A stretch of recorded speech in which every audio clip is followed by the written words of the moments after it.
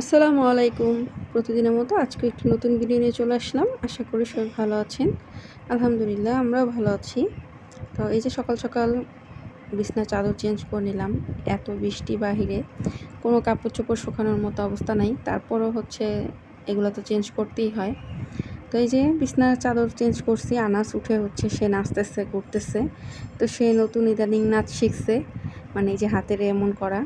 মানে ও জানি কীভাবে নাচে। খুবই ভালো লাগে ওর জিনিসগুলো। প্রত্যেকটা জিনিস না আমার কাছে খুবই মানে অনেক ভাল লাগে। যেটা আমি বলে বুঝাইতে পারবো না। তো যাই হোক, তো আমি এখানে আগের দিনের একটু তরকারি ছিল আর ভাতটা আমি এমুর জন্য একটু সকালে বেশি করে রান্না করি। কিন্তু ও যেদিন ভাত না খায়া যায় সেদিন এই ভাত আমার খাইতে হয়। তো আমি আজকে চিন্তা করলাম একটু হচ্ছে ভুনা খিচুড়ি আর গরুর মাংস রান্না করি। আমি আম্মুকে ফোন দিয়ে জিজ্ঞেস করছি ও খাবে নাকি।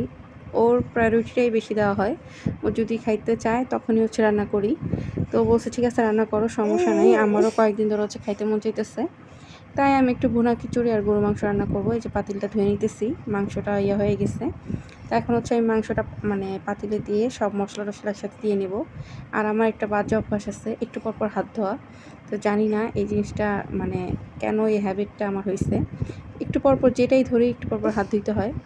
তো যাই হোক, আমি এখানে মশলাগুলো ভালো করে হচ্ছে মাংসের সাথে মাখায় নিতেছি। আজকে হাতে মাখাই বসাই দেব।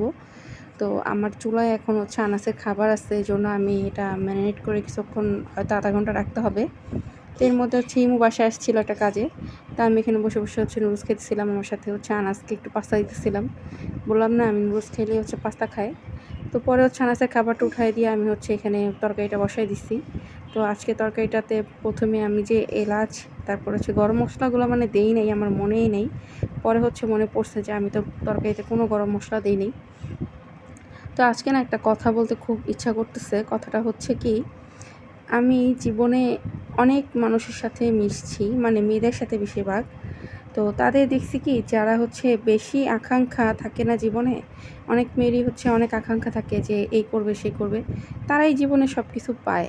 মানে জীবনটাকে ওই রকমভাবে উপভোগ করতে পারে, আকাঙ্ক্ষা অনুযায়ী উপভোগ করতে পারে। আর যারা হচ্ছে অল্পতে সন্তুষ্ট থাকে না, ওরা আসলে জীবনে কিছুই পায় না। মানে জীবন যেন ওদেরকে একদম বাজেভাবে ঠকায় দেয়। আমি এরকম দেখছি লাইফে অনেকেই আছে উচ্চ আকাঙ্ক্ষা, তারা সব কিছুই পাইছে জীবনে।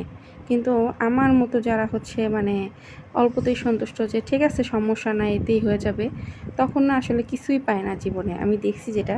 তো যাই হোক, আমার এত উচ্চ আকাঙ্ক্ষারও দরকার নাই বা হচ্ছে অল্পতে সন্তুষ্ট থাকাটাই আমি মনে করি যে এটাই ভালো। যখন যেমন তখন তেমন থাকতেই পছন্দ করি। তো যাক, অনেক কথা বলে ফেললাম। তো এখানে হচ্ছে আমি আজকে মুগ ডাল দিতেছি না, মসুর ডাল দিয়েই হচ্ছে খিচুড়িটা রান্না করব। তো আমার মাংস হয়ে যাওয়ার পরে হচ্ছে আমি ডালটা অনেকক্ষণ ভিজায় রাখছিলাম। তো ডালটা একটু সিদ্ধ করে নিছি। আর ডালটা হচ্ছে আমি আলাদাভাবে সিদ্ধ করি নাই, মানে মশলার সাথে কষায় হচ্ছে ডালটা সিদ্ধ করে নিছি। তারপর চাল দিয়ে ভালো করে মিক্স করে এখন গরম পানি দিয়ে দিব। তো খিচুড়িটা হইতে আমি এখানে উপরে কয়েকটা কাঁচামরিচও দিয়ে দিব। তো একটু বেশি করে রান্না করছি, কারণ হচ্ছে থাকলে পরে কয়েকদিন হচ্ছে সকালবেলা একটু নাস্তা খাওয়া যাবে। আসলে সকালে কী নাস্তা করবো বা কী নাস্তা বানাবো এই জিনিসটা আমার কাছে খুবই বোরিং লাগে।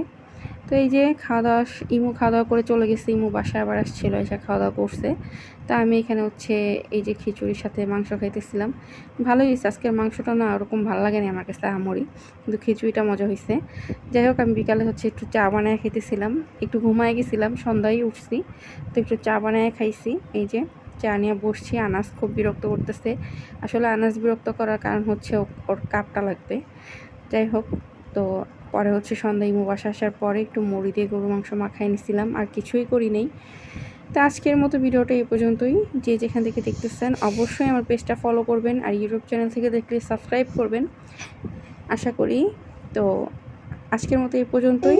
নতুন একটা ভিডিও নিয়ে আবার দেখা হবে। আল্লাহ হাফেজ।